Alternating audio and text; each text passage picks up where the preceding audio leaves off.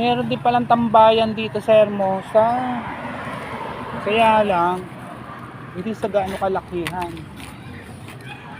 Ayan o. Mga Planganation. Hindi siya masyadong kalakihan. Dito yan sa bayan ng Hermosa. Meron din palaruan ng mga bata. Ayun ang aming municipal hall. Dumaan lang ako mga Planganation. Punta rin ako ng Urani para ito na naman para mawala ang boredom. Boring ko. So relax lang.